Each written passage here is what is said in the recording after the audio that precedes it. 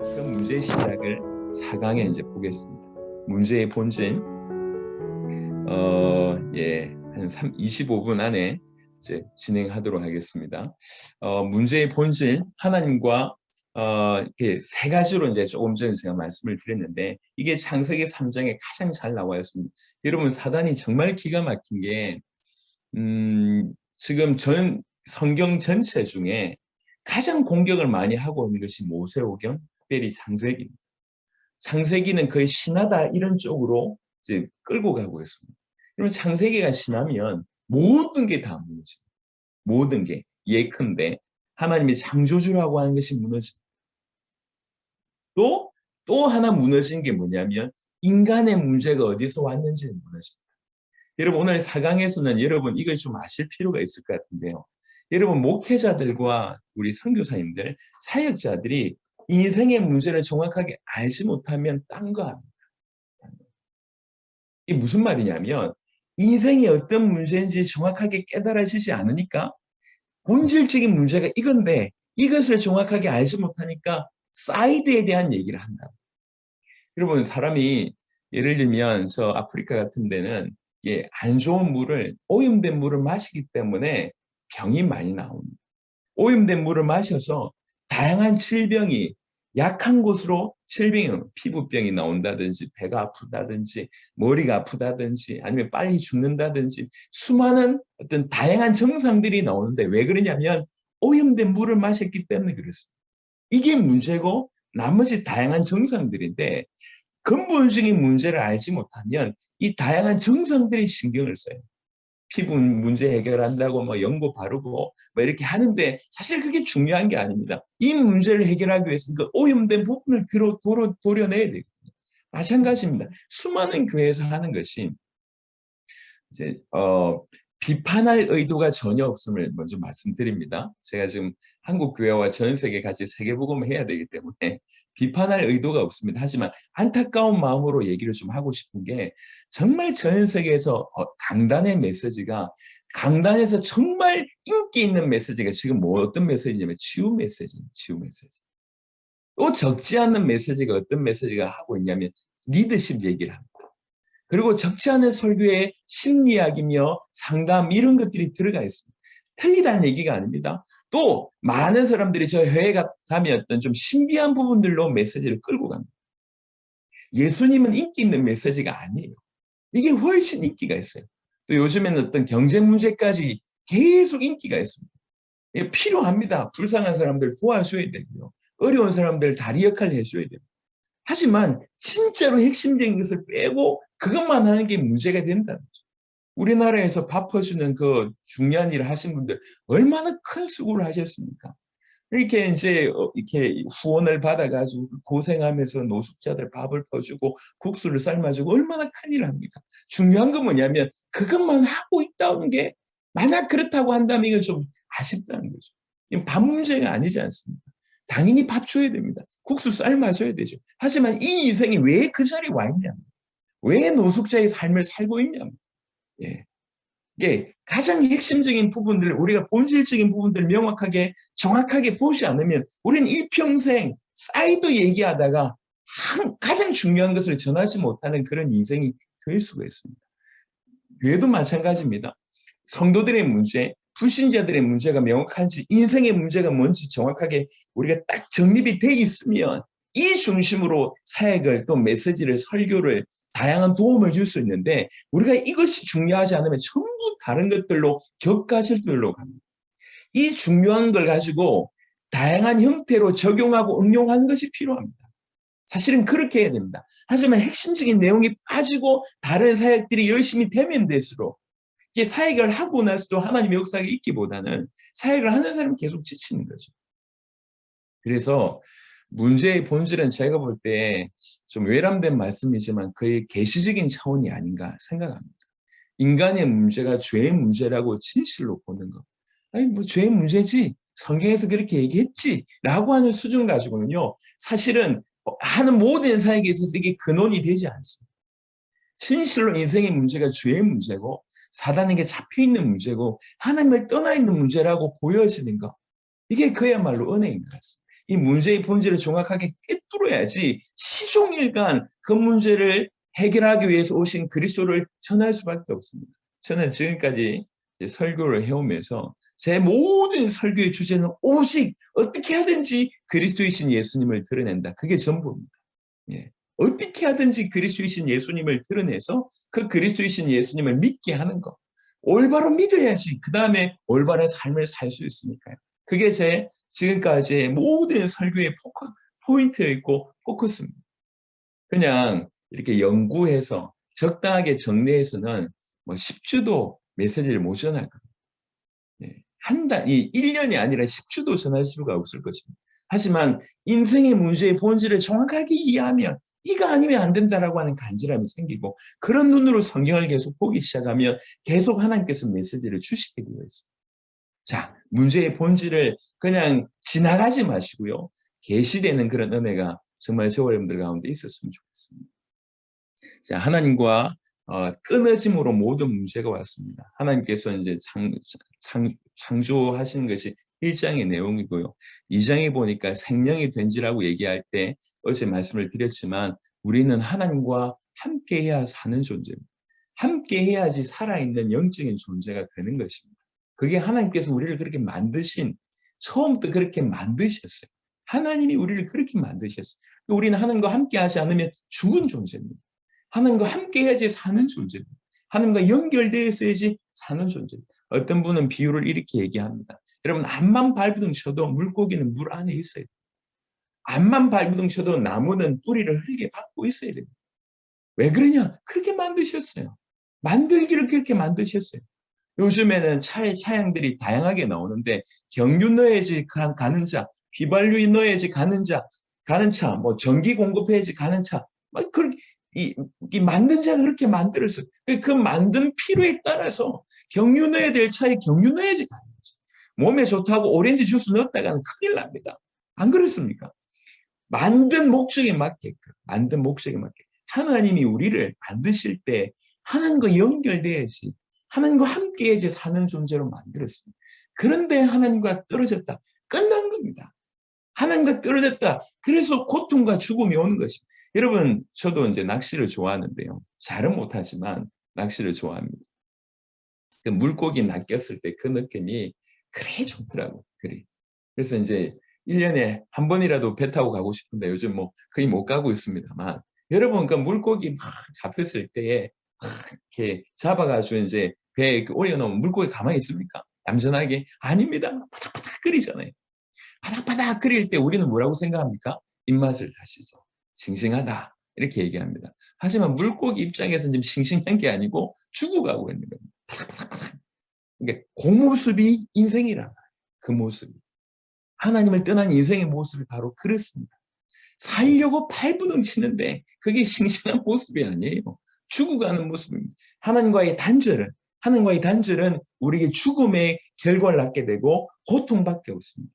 그래서 우리 인생에 있어서 가장 치명적인 문제는 하나님과 함께해야 될 우리가 하나님을 떠났다는 것입니다. 예. 이 부분에 대해서 우리 눈이 좀 열릴 필요가 있습니다. 그럼 왜 하나님과 단절됐냐라고 얘기할 때 이사야 59장 2절은 굉장히 중요하게 우리에게 답을 줍니다. 오직 너희 죄악이 너희와 너희 하나님 사이를 갈라놓았고 너희 죄가 그의 얼굴을 가리워서 너희에게서 듣지 않으시게 함이니라. 이 죄가 하나님과 우리 사이를 갈라놓을 수 있는 가장 유일한 것입니다. 그 죄 때문에 하나님과 우리가 갈라지게 되는 일이 벌어집니다. 하나님은 속성이 거룩하십니다. 그분은 거룩하시기 때문에 완벽하게 거룩하십니다. 그래서 죄인이 가까이 갈수록 그 죄인이 죽을 수밖에 없습니다. 어떤 분이 비유하기를 뭐 태양의 비유를 하시더라. 너무 밝아요. 너무 뜨겁습니다. 그래서 가까이 가면 갈수록 타서 없어질 수밖에 없습니다. 하나님의 속성이 거룩하십니다. 그분은 공의로우십니다. 그래서 절대로 죄인과 함께 있을 수가 없습니다. 그 죄가 하나님과 인간 사이를 갈라놓게 되는 일이 벌어진 것입니다. 이사야 59장 2절은 죄와 하나님과의 단절을 아주 설명하는 굉장히 중요한 어떤 그런 성경의 문구라고 개인적으로 생각을 합니다. 그래서 어떻게 하면 이제 그 죄에 대한 부분들을 어떻게 성경은 정리하고 있냐면 베드로전서 1장 16절에 기록되었을 때 내가 거룩하니 너희도 거룩할지어다. 우리 하나님은 거룩하십니다. 창세기 2장 16절 17절에 우리가 보는 이 언약을 허락하셨습니다. 이 약속에 창세기 3장 6절에 보니까 결국 불순종하는 일이 벌어진 겁니다. 순종하지 않는 거죠. 하나님이 언약을 허락하신 이유는 하나밖에 없습니다. 순종하라는 겁니다. 그 언약의 순종함은 다른 말로 약속에 순종한다는 얘기는 약속을 주신 하나님께 순종한다는 얘기고, 하나님께 순종한다는 얘기는 하나님을 인정했다는 얘기고, 다른 말로 하나님께 예배하는 부분이라 우리 이해할 수 있습니다. 근데 이 언약을 순종할 것을 얘기했는데 그 언약이 불순종합니다. 그게 창세기 3장 6절에 보여주고요. 이것을 로마서 5장 19절은 이렇게 해석합니다. 한 사람이 순종하지 아니함으로 많은 사람이 죄인이 된 것 같이 한 사람이 순종하지 아니함으로 저 불순종이 바로 죄라고 얘기합니다. 그래서 많은 사람이 죄인이 됐다고 얘기합니다. 로마서 5장 12절에 그러므로 한 사람으로 말미암아 죄가 세상에 들어오고 죄로 말미암아 사망이 들어왔나니 죄의 결과가 사망임을 얘기하고 있습니다. 사망. 죄가 세상에 들어오고 죄로 말미암아 사망이 들어왔다니 하나님과의 단절은 사망입니다. 하나님과의 끊어짐이 다른 말로 사망이라고 볼 수가 있습니다. 이와 같이 모든 사람이 죄를 지었으므로 사망이 모든 사람에게 이르렀는가. 이사야 59장 2절의 표현이 사실 이 부분이라고 요 로마서 5장 12절과 표현과 다르지 않다고 볼 수가 있습니다. 고린도전서 15장 22절에 아담 안에서 모든 사람이 죽은 것 같이 그리스도 안에서 모든 사람이 삶을 얻으리라. 로마서 3장 23절에 모든 사람이 죄를 범하였음에 하나님의 영광에 이르지 못하더니. 자, 로마서 3장 23절, 로마서 5장 12절 어떻게 보면 같은 표현입니다. 모든 사람이 죄를 범하였음에 절대로 그 하나님의 영광에 이를 수 없는 자가 됐습니다. 예, 사망이 임했다고 볼 수가 있는 것이죠. 제가 지금 문제의 본질을 얘기하면서 정말 문제의 본질을 세 가지로 좀 정리하고 있는데 하나님을 떠납니다. 하나님을 떠납니다. 왜 하나님을 떠났냐? 죄 때문이다라고 지금 얘기하고 있습니다. 그래서 여러분 이 죄의 해결과 하나님과 다시 화목되는 부분들은 성경의 주요 주제입니다. 그래서 5대 제사 중에도 속죄제가 있고 화목제가 따로 있습니다. 그러니까 죄의 문제, 하나님과의 단절의 문제라고 하는 부분들을 우리가 아주 명확하게 볼 필요가 있습니다. 자, 그리고 나서 또 하나 우리가 놓치지 말아야 될 부분이 이제 사단에 관한 부분입니다. 여러분, 어떤 사람들은 모든 문제를 사단과 연결시키는 사람이 있고요. 또 어떤 사람들은 아예 사단의 문제를 우습게 생각하는 사람이 있습니다. 여러분, 성경대로 믿으셔야 되죠. 성경이 사단 얘기를 합니다. 그리고 사단은 우리 주님 오실 때 완전히 사로잡힌 게 되지 않습니까? 우리 주님 오시기까지 사단이 이 땅에 분명히 존재합니다. 또 어떤 사람들은 예수 믿는 사람들은 사단하고 상관없다고 얘기합니다. 그렇지 않습니다. 분명히 예수의 이름으로 우리가 사단에서 해방된 건 사실입니다. 하지만 그 순간 사단과 우리는 대적의 관계가 형성됩니다. 계속 끊임없이 사단은 우리를 공격합니다. 우리와 무관하지 않습니다. 생각해 보세요. 죄송합니다. 불신자들은 사단의 자녀입니다. 자기 편이에요. 하지만 구원받은 우리는 구원받은 순간부터 사단의 대적이 되는 겁니다. 누가 더 공격이 많겠냐는 거예요. 구원받은 자에게 공격이 더 많을 수밖에 없습니다. 그래서 모든 문제를 사단으로 끌고 가는 것도 문제지만 이 사단에 대해서 전혀 아예 무관심한 것도 문제입니다. 그것 또한 사단의 기막힌 공격 중에 하나입니다. 사단의 가장 강력한 무기 중에 하나가 뭐냐면 자기를 속이지 않습니까? 자기를 숨기지 않습니까? 전혀 자기 모습을 드러내지 않지 않습니까? 그래서 우리가 가끔 놓치고 있지만 분명히 성경에 사단은 얘기하고 있습니다. 사단에 관해서. 요한일서 3장 8절에 보니까 죄를 짓는 자는 마귀에게 속하나니 마귀는 처음부터 범죄함이라 하나님의 아들이 나타나신 것은 마귀를 멸하려 하십니다. 제가 이제 이사야 59장 2절은 죄와 하나님과의 단절이라고 하는 것이 하나님과의 떠남이라고 하는 것이 어떻게 연결되어 있는지 이사야 59장 2절로 밝혔고요. 요한일서 3장 8절은 그런 의미에서 또 중요한 것은 죄와 사단과의 관계를 밝힌 중요한 어떤 구절이라고 볼 수가 있습니다. 죄를 짓는 자는 마귀에게 속하나니. 왜 마귀에게 속합니까? 마귀가 처음부터 범죄한 자이기 때문에 그랬습니다.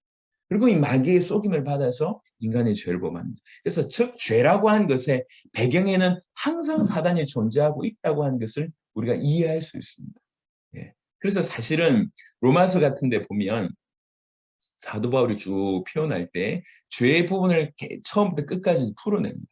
하지만 로마서 군데군데 보면 죄와 사망이 연결되어 있음을 보게 됩니다.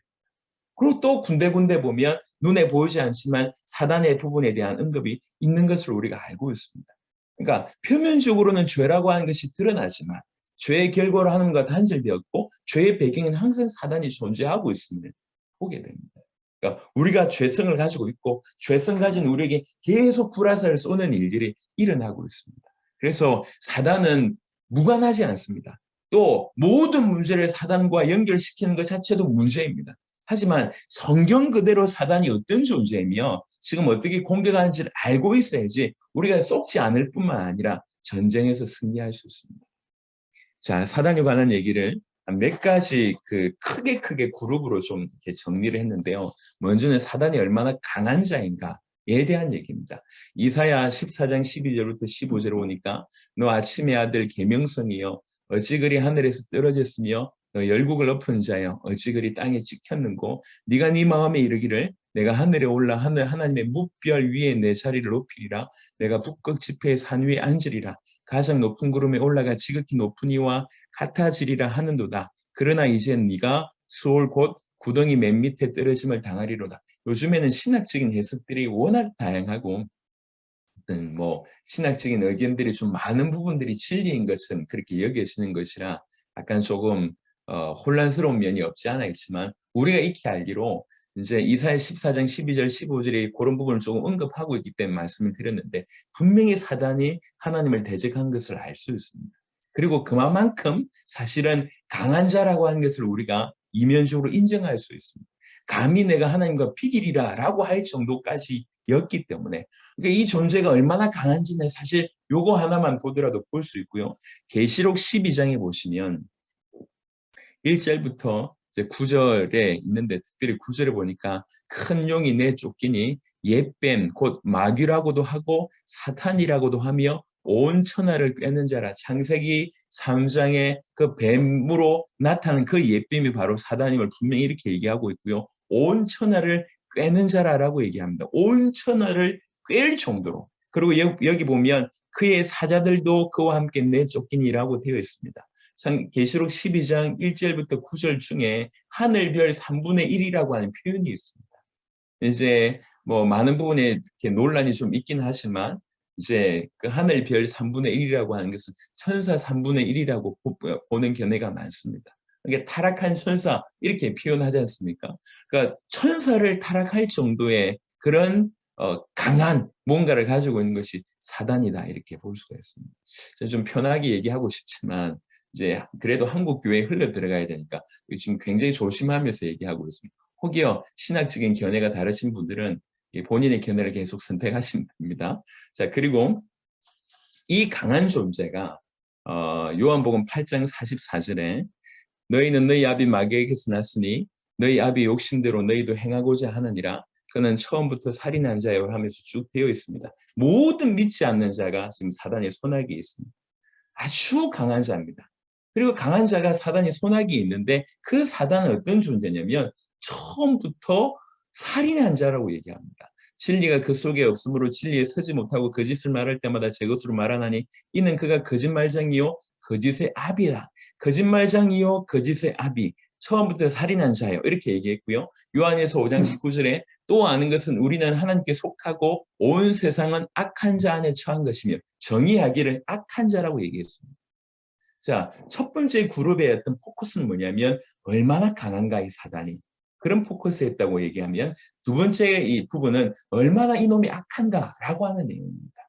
얼마나 악한가. 자, 세 번째 요한복음 12장 31절 이제 이 세상에 대한 심판에 이르렀으니 이 세상의 임금이 쫓겨나리라. 심판에 대하여라 하면 이 세상 임금이 심판을 받았습니다. 고린도후서 4장 4절에 그 중에 이 세상의 신이 믿지 않는 자들의 마음을 혼미케 하여 그리스도의 영광이 복음의 광채에 비치지 못하게 함이니 그리스도는 하나님의 형상이니라. 이 세 번째 그룹의 포커스는 뭐냐면 이 세상의 어떤 임금으로 이 세상의 신으로 지금 이렇게 이 세상을 붙들고 있다고 볼 수가 있는 것이 어떤 의미로? 어떤 의미로? 그래서 강한 존재가 너무 악한데 실제 가장 큰 권세 가지고 세상을 지금 세상의 임금이라고 할 만큼 이 강력한 권세를 가지고 있음을 우리가 볼 수가 있습니다. 자, 네 번째로 요한복음 10장 10절에 도둑이 오는 것은 도둑질하고 죽이고 멸망시키려는 것뿐이요 내가 온 것은 양으로 생명을 얻게 하고 더 풍성히 얻게 하려 하는 것이. 제가 이제 요 비유를 자주 드는데 저는 어릴 때 좀 이렇게 따돌림 경험이 많았습니다. 크게는 아니었지만 이제 가난하기도 하고 가난한 곳으로 이사하다 보니까 이제 이렇게 촌 같은 데 이사를 하면 그 촌에서 또 가장 가난한 집으로 제가 이제 이사하고 하다 보니까 친구들 사이에 영향이 없을 뿐만 아니라 좀 따돌림을 많이 받아요. 근데 어릴 때 예를 들면 뭐 초등학교 때보다는 중학교 때 같은 경우에는 그때는 이제 한참 남자아이들이 이 힘을 쓸 그런 분위기잖아요. 막 이렇게 주먹 다짐하고 이게 중학교 때 한참 많이 드러나거든요. 이렇게 생각을 해보세요. 반에 입학을 하러 딱 갔는데 반에 엄청 덩치가 크고 무술 유단자가 있는 거예요, 애가. 근데 이놈이 진짜 나쁜 놈이야. 뭐 이렇게 와가지고 이렇게 돈도 뺏고 그 다음에 머리 때리고 뭐 주먹질하고 이런 엄청 강한 놈인데 엄청 나쁜 놈이야. 그런데 반장 선거를 했는데 얘가 반장이 됐어. 상황을 설명해서 얘가 반장이 됐어. 근데 이 반장이 네 번째는 뭐냐면 나만 괴롭히네. 자, 요런 상황이에요.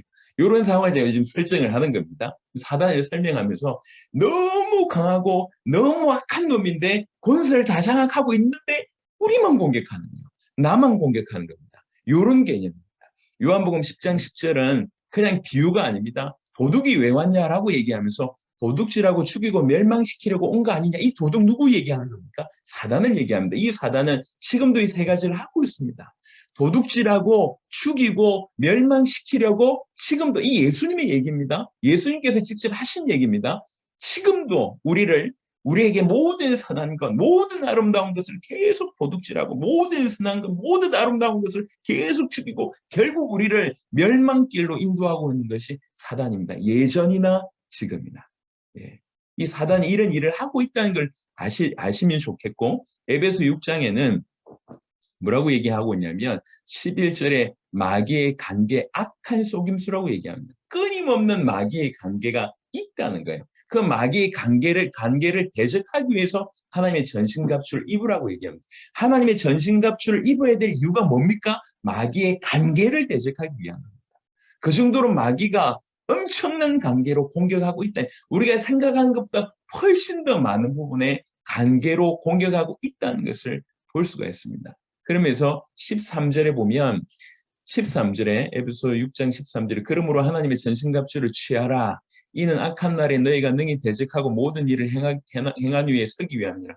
12절에도 통치자들, 권세들, 이 어둠의 세상 주관자들, 하늘에 있는 악의 영들이라고 하는 표현을 통해서 어떻게 우리를 공격하고 있는지를 설명하고 있고요. 13절 같은 데는 특별히 모든 일을 행한 후에 서기 위함이라. 여러분 끝까지 우리가 인도를 받아야 되고 끝까지 우리가 무장해야 됩니다. 아니면 행한 후에 넘어집니다.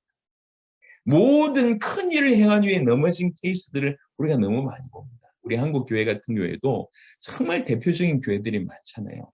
큰 교회들이 다 모든 교회 기감이 되었으면 너무 좋을 것 같은데 큰 교회가 되어서 오히려 사회적으로도 교회 안에서 말고 교회 밖에서까지 시탄받는 그런 경우들이 많습니다. 뭐 세습부터 시작해서 뭐 횡령부터 시작해서 또 뭐 여자 성도들과의 문제부터 시작해서 너무 큰 목회자가 크게 됐는데 그 이후로 쓸쓸한 뭐 마지막을 맞이하는 분들이 너무 많습니다. 그러면 큰 일이 중요한 게 아니라 모든 일을 행한 위에 서기 위함이라 끝까지 이제 공격한다고 하는 분들을 우리가 볼 수가 있습니다.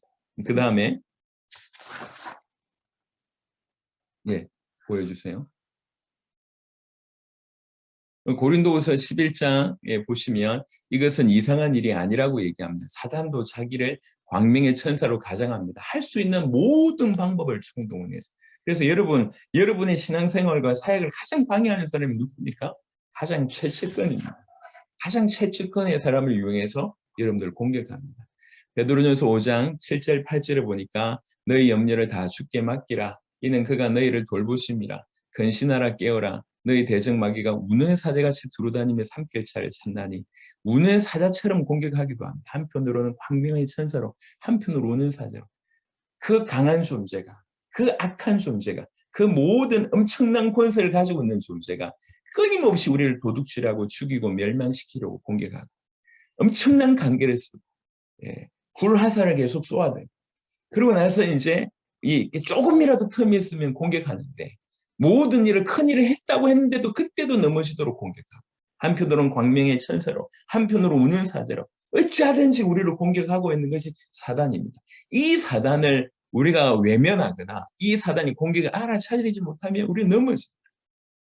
우리가 하나님 그래서 전신갑주를 취할 것을 분명하게 얘기하고 있습니다. 무시하면 넘어질 수밖에 없습니다. 또 모든 것을 사단으로 얘기하면 심지어 많은 사람들이 자기가 지은 죄를 무조건 사단 탓을 하는 경우가 있어요. 사단이 나를 속여서 너를 여러분 우리는 사단 때문에 지옥 가는 게 아닙니다. 내가 지은 죄 때문에 지옥 가는 겁니다. 사단이 속인 것과 내가 지은 죄를 구별할 줄 알아야 됩니다. 사단을 대적하며 한편으로는 우리의 죄성을 그리스도 예수 이름으로 하나님께서 주의 성령으로 말미암아 죄와 싸우는 일을 우리가 동시에 해야 됩니다. 내가 지은 죄를 계속 사단에게 핑계대면 되는 게 아니에요. 그러니까 이 명확한 부분들을 조금 알 필요가 있다는 것이죠. 하지만 분명한 것은 모든 것을 사단 탓으로 하는 것도 잘못이지만 분명히 이렇게 공격하고 있는 사단을 우리가 무시하거나 인정하지 않거나 우리가 이렇게 외면해버린다고 하면 그 또한 성경적이 아니라고 하는 것을 우리가 정리할 필요가 있겠다 생각합니다. 그런데 고린도후서 4장 4절에 마지막으로 좀 드리고 싶은 말씀 중에 하나가 그런데 따로 크게 이 그룹 하면서 5번을 제가 따로 얘기한 것은 이 사단은 지혜롭습니다. 어떤 것을 타켓으로 공격해야 되는지를 정확하게 알고 있습니다. 여러분 지금 북한이 전쟁할 때 우리나라에 아무데나 미사일이나 이런 걸 쏘지 않습니다. 어디를 공격해야 될지 정확하게 알고 있답니다. 발전소부터 시작해서 방송국부터 시작해서 전쟁 나자마자 거기부터 타격을 가한다고 합니다. 한국 전체를 혼란스럽게 만들기 위해서는 그곳으로 타격을 가하는 거죠. 마찬가지입니다. 사단은요. 그냥 적당하게 우리를 괴롭히는 게 아니에요. 그냥 병나게 만들고 그냥 좀 위험하게 만들고 휩쓸리게 만들고 뭐 밤에 화장실에 있는데 뭐 변기 밑에서 나오고 이런 수준이 아니에요. 밤에 자는데 뭐 이렇게 덮치고 이런 수준이 아닙니다. 사단은 진짜 중요한 걸 알고 있습니다. 고린도후서 4장 4절에 그 중에 이 세상의 신이 믿지 아니하는 자들의 마음을 혼미하게 하여 그리스도의 영광의 복음의 광채가 비치지 못하게 함이니 이것입니다. 복음이 비치지 못하게. 여러분 그 어느 누구라도 복음 받으면서 삽니다. 그래서 이 복음이 비치지 못하도록 이 복음을 깨닫지 못하도록 이 복음을 받지 못하도록 모든 방법을 총동원해서 공격합니다. 그래서 불신자들은 이 복음을 받지 못하도록 만들고 심지어 교회 안에 있는 사람들도 이 복음에 집중하지 못하게 만듭니다. 그러니까 교회 안에서 수십 년 신앙생활을 했는데 복음하고 무관하게 사는 경우들이 너무 많습니다. 끊임없이 희한합니다. 복음만 모르게 만들어요. 제가 첫 시간 얘기했습니다. 사도 바울의 메시지. 그리고 사도들의 메시지 말씀드렸습니다. 이러면 모르는 것이었냐? 다 알고 있었던 내용이잖아요. 다 알고 있었던 내용인데 가려지는 거예요. 지금도 마찬가지입니다. 사단은 뭘 공격해야 되는지 알고 있습니다. 복음의 영광의 광채를 가립니다. 그러므로 인간의 문제의 본질은 사단으로 인하여 범죄하여 하나님과 단절된 것이다. 창세기 3장에 가장 녹아져 있습니다. 아까 제가 얘기하다가 잠시 놓친 것 같은데 사단이 성경의 지금 최고의 공격은 예전에는 어떤 기독론의 논쟁이라고 얘기하자면 지금은 성경 자체가 하나님 말씀이냐 이 부분에 엄청나게 공격합니다. 그러면서 특별히 창세기부터 비롯해서 모세오경을 공격하면서 신화로 다 만들어가고 있습니다. 창세기를 가장 많이 공격합니다. 그러면 중요한 걸 싹 다 잃어버립니다. 하나님이 창조주임을 잃어버리게 되고 그다음에 인간의 진정의 문제를 잃어버리게 됩니다. 인간의 진정한 문제는 창세기 3장에 가장 정확하게 나타나고 있습니다. 거기에는 분명히 인간이 범죄했다라고 하는 내용이 나와 있습니다. 또 인간의 범죄의 그 배경에는 사단이 존재했음을 얘기하고 있습니다. 그 사단이 속임을 얘기하고 있습니다. 사단이 속임으로 말미암아 인간이 범죄했고 그래서 결과적으로 하나님과 단절되어 있는 하나님과 떨어짐을 하나님께 버림받는 일들이 분명히 녹아져 있습니다. 그래서 창세기 3장 16절부터 24절에 인간에게 모든 문제가 왔음을 얘기하는 것이 창세기 3장입니다. 이게 인간의 문제의 본질입니다. 제가 전 세계 어디 가든지 말씀드리는데 이 본질의 문제가 우리에게 우리 가슴에 눈이 열리고 우리 가슴에 계시될 때 우리는 일평생 복음 얘기할 수밖에 없고 복음을 외칠 수밖에 없습니다. 왜 예수를 얘기해야 되냐? 우리 인간의 문제의 본질이 이러하기 때문에 예수님 아니고는 그리스도이신 예수님 아니고는 도무지 여기에서 건진받을 수 없고 지속적으로 이겨낼 수 없기 때문에 그러합니다. 그래서 이제 문제의 시작과 문제의 본질에 대한 얘기를 나눴습니다. 하나님 감사합니다. 짧은 시간이지만 계속적으로 우리 은혜를 베풀어 주시옵소서. 감사를 드리고 우리 주 예수 그리스도 이름으로 기도드렸습니다.